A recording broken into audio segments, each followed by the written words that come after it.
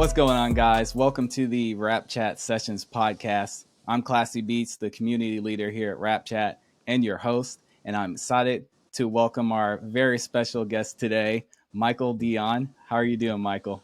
Great. Thank you for having me on your show.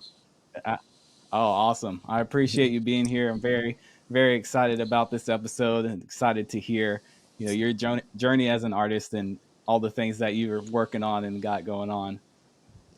Exactly. I'm excited to let everybody know what's coming up down the pipeline. For us. A lot of good stuff.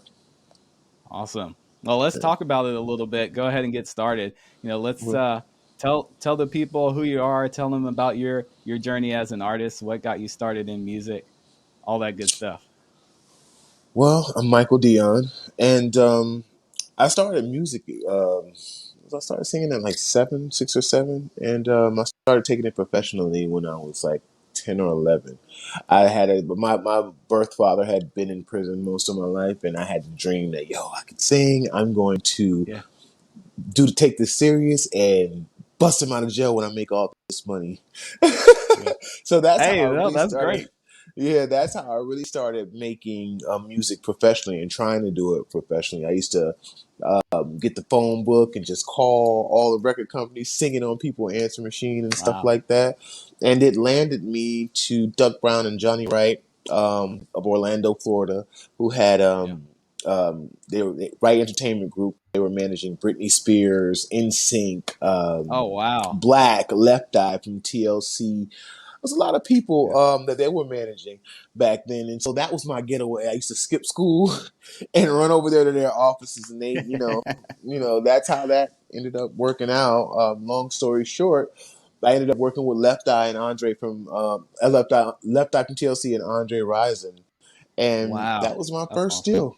And it transitioned to Stephen Kurtz, who had just managed Christina Aguilera, just took on Christina Aguilera, ironically from Orlando, Florida, from the Mickey Mouse Club. Yeah. And he ended up taking my career over, and we ended up doing a situation with Tommy Mottola, who was then married to Mariah Carey, and that was the start of everything. That's amazing. All right. So there's a lot of questions in there. I know you went through the story kind of quick, but Yeah, I okay, tried to tell give you the us. elevator story. Yeah. No, that's good because I'll have more questions anyway. So, kind of tell us about your transition from just starting out recording. Saying you wanted to make it to actually getting your first deal. What was your creative process during your time? Developing your voice, finding your sound. I mean, it's a long journey, I'm sure. I very, Yeah. and I didn't like developing my voice. No, I didn't understand all of that type of stuff. That naturally Hmm. from who I was around, they were trying to teach me and stuff like that. But back then, it was just sing us a verse, sing us a hook.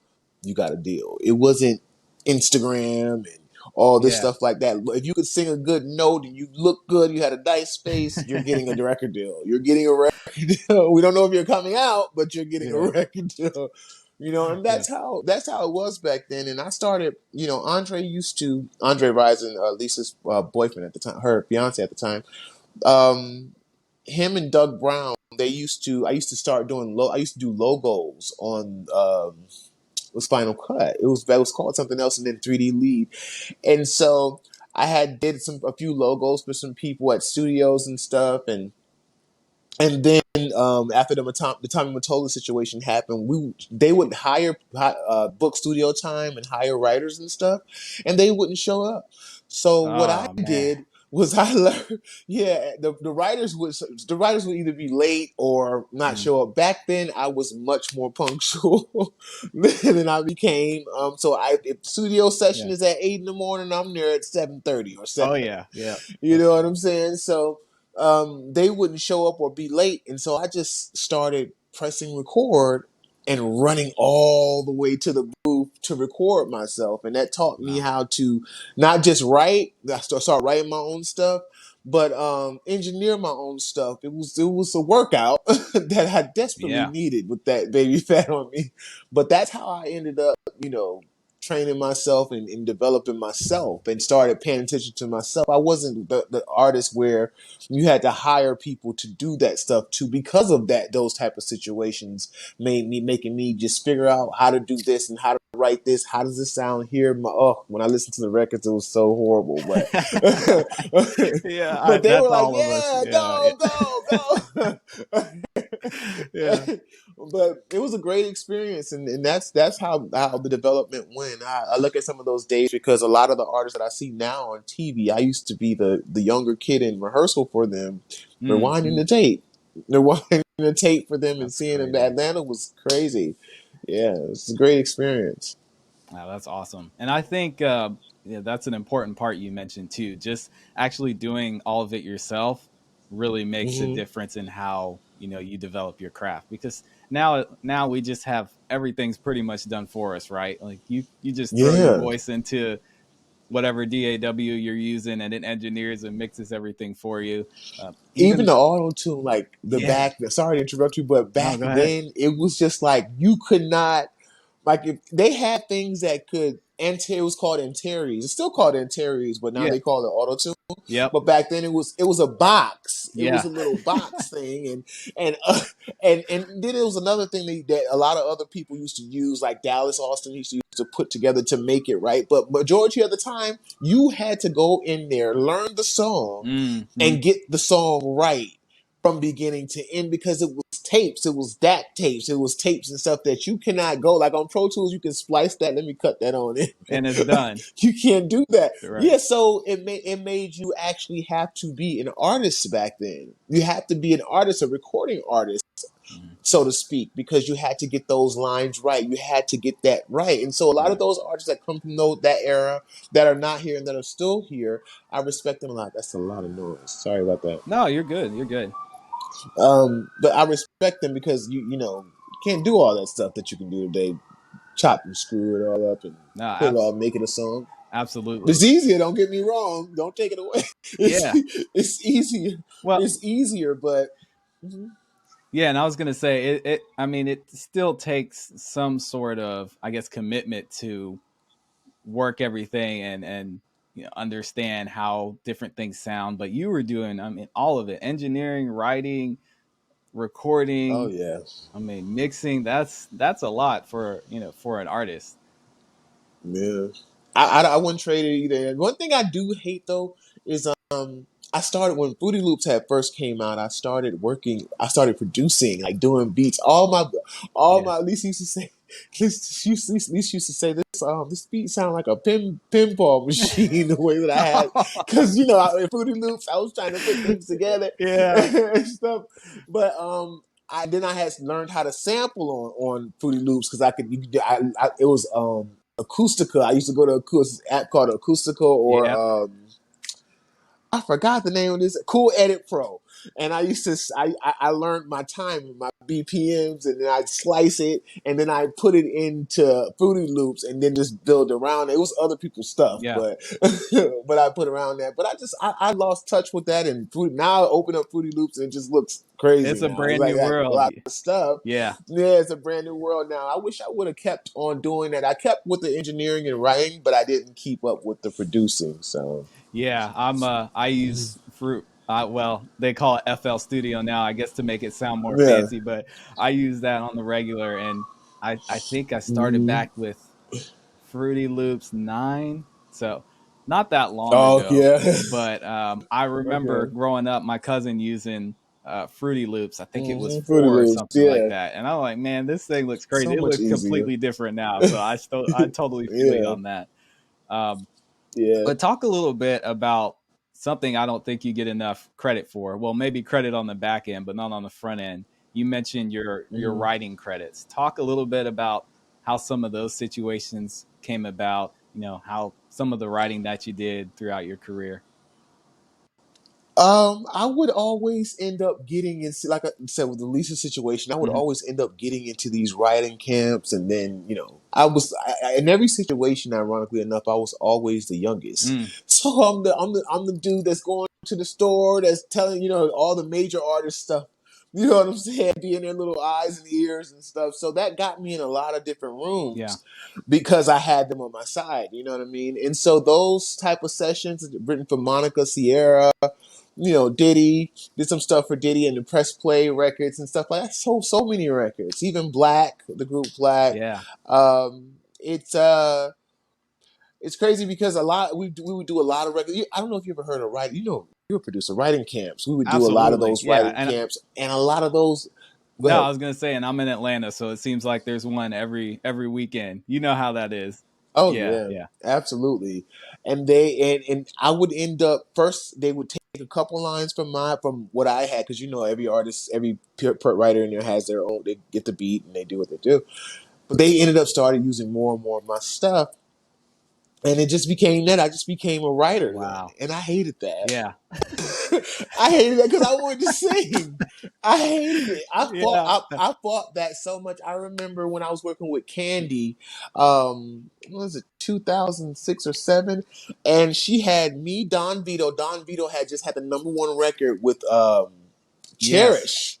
Do it, do Yes. it. They had just had that, and it was me and Dean, and I was fighting Candy so much, not physically, but like, Let, yo, I don't want to let me do get this. on I the don't song. want to yeah, because the way Candy works is like Candy loves writing. Mm, Like if she's off, Candy's gonna go in the studio she's gonna get her breakfast, she's gonna do what she needs to do for Riley, mm. and she's gonna go to the studio and record all day as if it's a Yeah, job. that's awesome. I wasn't with that shit with my first single. like I was, that's what I was talking about. And then I said all that to say, Dean, we used to call her that damn Hmm. Dean.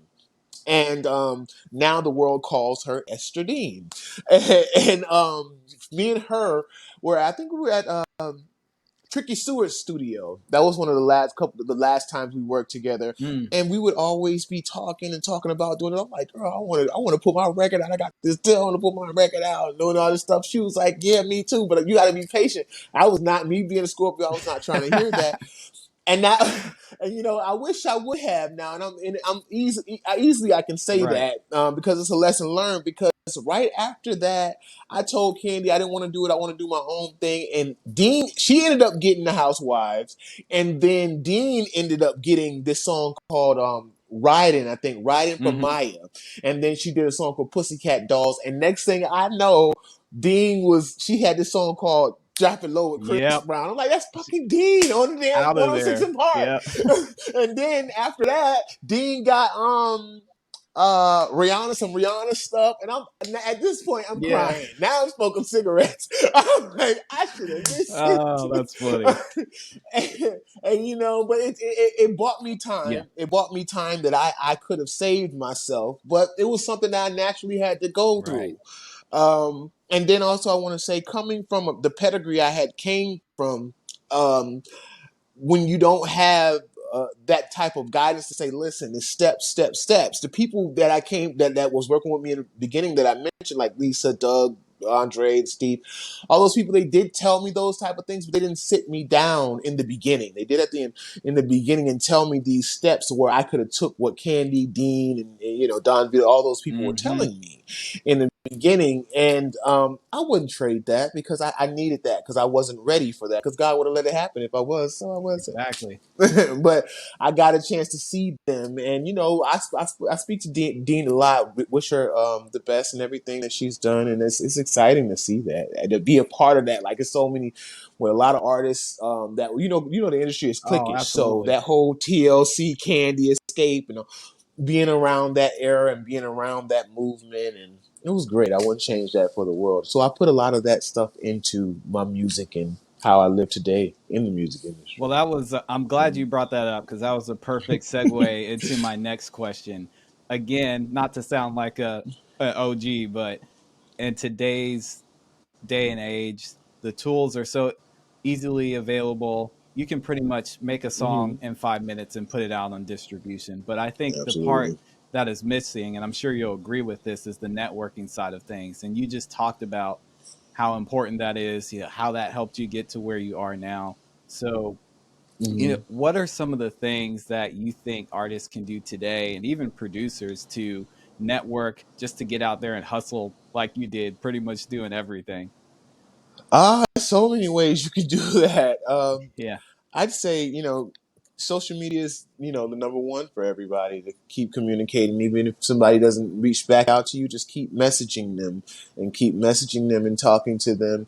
And I still say the same thing about how I would if it was back in the day. You have to keep your ear to the ground. Doug Brown told me that. You Mm, have to keep your ear to the ground, know who's in these labels, who's writing these checks, who's A&R in these projects, who's greenlighting these projects. Know those names, understand those names. When you understand those names and you know those names, understand their story and what mm, they're hmm. doing. So then you can properly see how you can fit in with whatever they're doing, because that's how it really works. Like, you know what I'm saying? In industry, people get success happens in packs, and usually when you have a person, artist or group that's successful, they came into a situation that needed them at that time. You understand what Exactly. I'm Yeah. saying? And so Yep. that's what I say when I say keep your ear to the ground. Like, like who signed Cardi B, who signed, what is it, Lil Nas X, all of that, those type. So if you're an artist that can fit in a circle with Lil Nas X or Cardi B or Nicki Minaj, the people that orchestrated her projects, keep your ear to the ground and see what they're doing. Right. You know what I'm saying? And Hmm. that's my thing. And And I LinkedIn think, helps too. Mm. oh, no, go ahead. I'm sorry. No, I was Didn't saying mean to. LinkedIn helps too, because a lot of people I lost touch with, I got them on LinkedIn. So yeah. That's a good, yeah, that's a good point. I don't think artists and producers use that enough because I've connected with a lot of A&Rs Mhm. through LinkedIn myself. So that's a great point you bring up. Yeah, definitely. So as a writer, say, I'm trying to get my beats to let's go way the other way and say Cardi B, right? Hmm. Where do you think, or who do you think the best connection is to make, like, in that inner circle? Like, where do you think the best place to start is? Like I said, the best place to start is the people that's making green lighting the project. Mm, Her mm, A&Rs. You know what I mean? A lot of her A&Rs, so her A&Rs have assistants, and then a lot of the times when A&Rs working at labels, they A&R, don't get me wrong, and I'm not trying to discredit them, but a lot of things that slide through the window, the door, comes through their assistant who's acting like the A&R. right. You They're understand doing what I'm most. saying? They're doing They're most of the doing work most, and yeah, just handing it off. and Yeah. they're handing it off. And then since COVID, a lot of A&Rs and a lot of executives, a lot of suits have been taking more to Instagram and some of these others like Rapchat and some of Yep. these sites, especially Rapchat, Instagram, and then even what's Clubhouse, things like Yes. that. They're keeping their ear to the ground more so with social media now. So when some of them have, I think earlier this year when I was filming, I ended up getting on a live with one of my good friends now, Ben Madahi, who's the vice president of Columbia Records. Yep. And I ended up playing a record for him. And there's so many other artists get up there and you can get it straight, like stuff like that. When these executives go live, make sure you keep hitting it. Get on that video, get on live with Perfect. them. And because it went from me playing a record to him, I think very top of this year, to him actually calling. I sent the email right after we got off live, and Mm, he called me from his cell phone on Sunday. I'm like, what the fuck? Okay, that's you know what crazy. I'm saying? So Yeah. it was a really good situation, and I'm saying that because I didn't know that it could happen. Like, Yeah. I didn't Hey, know, because I didn't come from the social media era. right. So that was like, okay. And first of all, I don't answer phone calls that I don't know, and to have Yeah. Ben Madahi call me on Sunday like, yo, I'm the guy you were on live with on Instagram. Okay, and it was that. It's just, so that lets me know, and to let you know, to let everybody else who's watching this know how easy it is. You just have to keep your ear to the ground. Mm. No, that's a Hmm. great point because Yeah. we have access to so many people directly, like you said, through a live stream or even just the Hmm. DMs being open to where they could see Yeah. it. And if you catch them on a good day, you're like, you know what, I'm gonna go through my DMs Yeah. and see, what music's out there. You just never know. You never At know. all. Hmm. That's a great point. Yeah. So talk about some of your struggles throughout your journey as an artist. What are some lessons you learned? Uh, because it's not an easy journey to get where you are today. It's a lot I can say, Yeah, go ahead, go for it. but to be honest, it's just so many different lessons. like I said with the whole Dean thing, having patience and understanding that Mm. it's not like television like you see on TV and like people explain. You'll see, like you and I, you're a producer, I'm a recording artist. You know, you will talk about these stories, and it'll seem to the average person that it just was like that, but it Yeah, wasn't. absolutely. They Yes. don't see everything else. You know what I mean? And so say so many different situations, like going through, you know, I when I first said I wanted to do this for real and I got into the circle I was in, I got a situation and I would be spending money and doing all this stuff and partying and stuff like that, Yeah. not realizing the people that I'm around have records out. Mm. You know what I mean? They had Hmm. the people that I'm seeing, Monica and all these other people, Tamika, all these people that was in, I'm saying these names because that's the circle that I was in. Right. Um, I wanted to keep up with the Joneses, so to speak. So in Atlanta, I'm in Buckhead, got my I'm doing good. I'm in Doing Alpharetta. the I had a place most. in Alpharetta doing the most, Yeah. and not realizing that, you know, these people have bigger record deals for one, Yeah. and then two, they're actually out. I just got an advance. Right. So you know what I mean. So that like that, it was a real hard lesson because, you know, you go through a point where you think I've made it, and you haven't made it Mm. yet. You haven't That's made so it true. yet. So and just have to pace yourself. If you have to get the things that you need, not necessarily that you want, Mm. because it's still, even when you do make it, quote unquote make it, it's still a lot more work to do. So, and then you also have to think about too, if you're a singer, writer, producer, or whatever the case may be, we're in, I hate to say it like this, but it's the truth. We're in competition with each other for that spotlight in that spot. Yep. So if you're not producing, guess who's producing? Oh man, If I'm not I singing love and it. writing, guess, you know what I'm Yeah. saying? So you have to, every minute of the day, every minute of the day, every time, every chance you get, you have to practice and hone in, zone in on your craft and study it for perfection.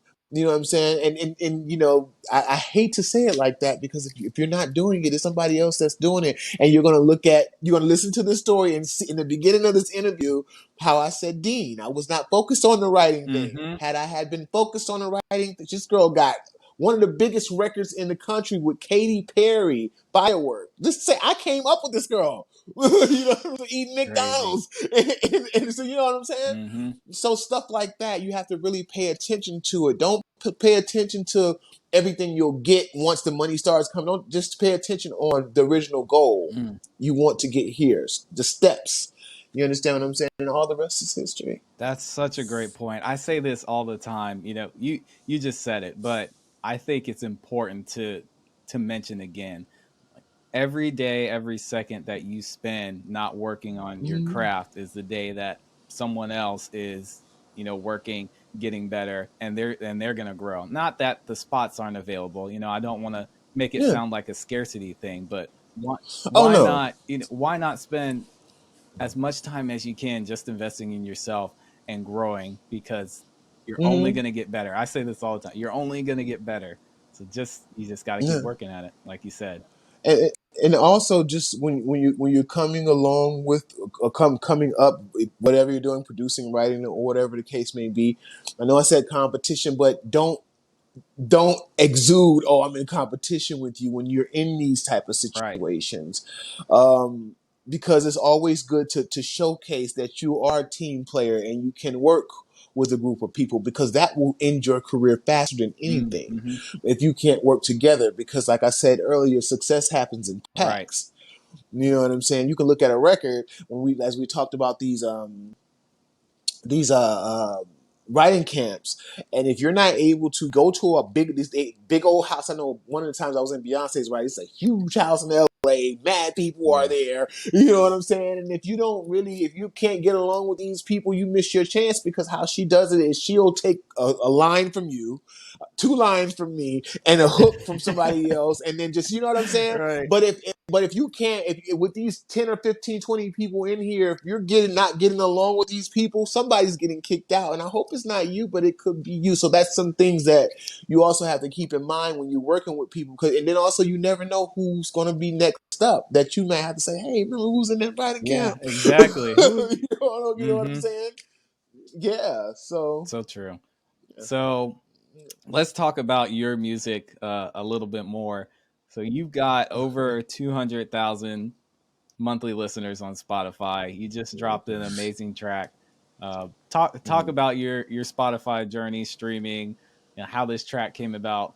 It's kind of a loaded question, but That we want to hear it all. because Spotify has been a tricky. Whew, Like I said, yeah, I didn't come from that era, so it's been a tricky situation for me. absolutely.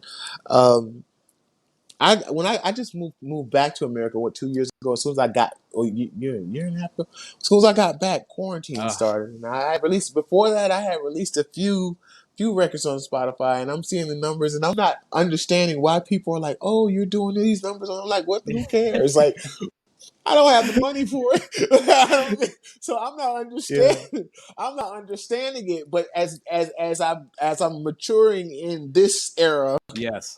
of the music, I'm understanding it more so now. And so when I'm releasing the records, I'm getting more and more traction. I'm getting more and more people talking about, oh, I like that record and this and that stuff.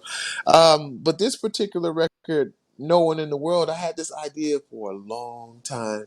Everybody's, especially if you're black, everybody's parents, mother or father, has listened to some Anita Mm-hmm. Baker. You Yeah. know what I'm saying? And my mom was no too. I seen some comments under one of my records, and in some of her videos, the same thing. Oh, when I hear Anita Baker Sunday morning, mom cleaning up, it's the same thing with me. And that was one of her favorite records, my mother's favorite records, so was Juicy, Oh Biggie's yeah. Juicy record. And ironically enough, I had wrote in 2005. I think it was for Diddy's Press Play. We wrote it in New York. I wrote an alternate version for his Press Play Oh wow. Okay. album, and I got the I got the majority. That's Publishing on awesome. that, even though I know they probably were going to try to take it from Oh, me, of course. Yeah. but I had got that. He ended up not putting on that, but he still has the record on hold. And I said, well, let me go back to that era, and I said I want to put that Anita Baker with that, and I sung like a verse or two of it on it, and I left it alone. I said I ain't gonna people gonna be like, what the hell? And then it just kept Yeah. coming to me, and so I initially finished it 3 Wow. weeks ago, and I ran into this guy named Alvin and one of my good friends Rick Saint Hilaire who worked with Cardi B when she was coming up, going around New York with the whole music thing and Love and Hip Hop. She was Yep. doing Love and Hip Hop. So they had a few verses and stuff like that. I'm like, okay. I'm That's like, awesome. okay. So um, I'm trying to give you the elevator story. In the beginning, before I went to Atlanta, I used to work with this production team called the Agency, and the agency was consisted of Aton Ben Horn and Mike Molina out of Orlando. Aton ended up taking this artist to Def Jam, getting her a deal, and then now he's the global Wow. vice president of Atlantic Records. So I said, so these are two guys that I used to record demos for in Mm-hmm. Orlando, skipping school, and now he's the global vice president There of it Atlantic is. Records. There it is. So fast forward to this record we're talking about. I'm like, okay, they got the verses. Cardi signed to him. He executive producer. Like, okay, Yeah. let's do Why wouldn't you, it. right? Let's do it. Let's do it. You know what I mean? Because I have a show that I'm working on as well, but we'll talk about that. That I spend a lot of money on. So I'm like, I can't drop 100 on no damn Cardi. So I just dig right on into the phone book and just see what it can see what I can make happen. And it just so happened they approved it. They That's licensed amazing. it for me for streaming only. Um, and they want to see Atlantic wants to see if it can organically catch on, and once it organically catches on, then they're gonna Yeah. do that. So I took it. I took whatever I could get. It was bigger That's than a I hundred. I I took it. mean, so many people would So give a lot to get a feature from Cardi, so it's definitely worth the investment. oh yeah, yeah. It was. It's harder. It's hard to. I mean, I'm not gonna say it's hard, but as an artist, you want to have the label's full support Hmm. with something and stuff. But I was okay with the fact that Atlantic and Cardi, they were okay to approve it and license it to go ahead and go out. So that lets me know that one, they believe in it. Two, they're still on this Yeah, shit about the numbers. exactly. So the numbers are going up, and it's great. It's something. The conversation has changed from initially what I just told you, and I'm grateful for it. And some things that people are going to see really soon with Yeah. that song. So the So yeah, the I'm moral excited of the about it. story is everybody go stream No One in the World every day. Yes, yeah. Yeah, Please exactly. help. Oh, and it's a great track. I've Yeah. listened to it several times. I know you had been talking about it the past, well, man, I feel like month or so even about the release coming out Mm. and announcing it. So it was cool to finally hear it and see how well it's doing. That's exciting. Yeah, of All right, course. thank you. So as we're coming up on the end here, what are some key things, or what's some advice that you would give to artists, like maybe that are starting today, or they're kind of struggling with being patient and just going through the process? Yeah, Like me. like all of us, right? Yeah. It's a Like, constant yeah. grind for sure. Um, be just appreciate the journey. Just appreciate the journey. There's so many things that I can look back on that I didn't appreciate that specific time and that journey of it. And now, as time progressed and I've gotten older and understand more of the industry, I understand why Mm, that was there. So, but in hindsight, I want to say, you can get everything back in this world but time. Respect the time that you're given and respect the timing that it's taking to do a beat, to sing a song, because you're going to appreciate it more. And never forget that you're living out your true Hollywood story right now. That's what mhm. you're living out. So make it a bomb story, There man. you go. Like, you know what I'm saying? Make it a bomb story and just, just keep on. If you say you want to do this and just and make up your mind, it's either a hobby or it's a goal and dreams that you want to do. And if it's a goal and it's a dream, it's a dream that you want to fulfill, just be a slave driver and work at it every chance that you get.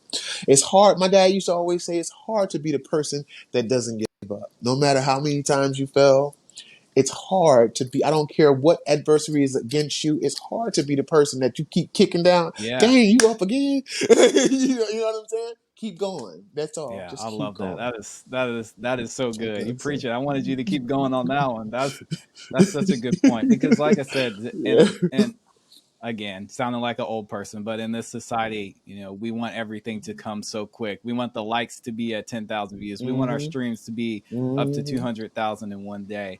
And what people don't see is Yeah. the work that it took, like yourself, to get to the point that we're at now, Hmm. to where you're seeing those numbers, but you went to all the writing camps, you were in those sessions, Hmm. maybe not getting credit, you were recording people and mixing and mastering for Hmm. free.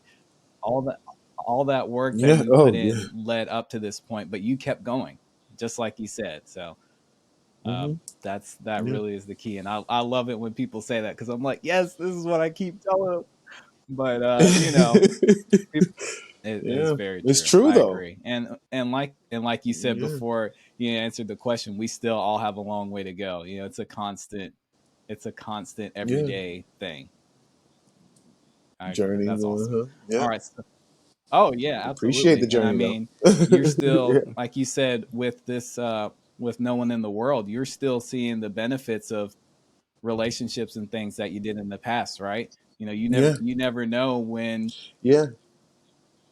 right, your What's friend's going to going to happen? be the Like, vice president. I could be talking to you right now. You're doing, and like we're on this interview right now. Now you producing Beyonce next. I'm like, Hey, this, Beyonce. she, Hopefully, Beyonce is watching right that's the now. type of stuff that happens to me.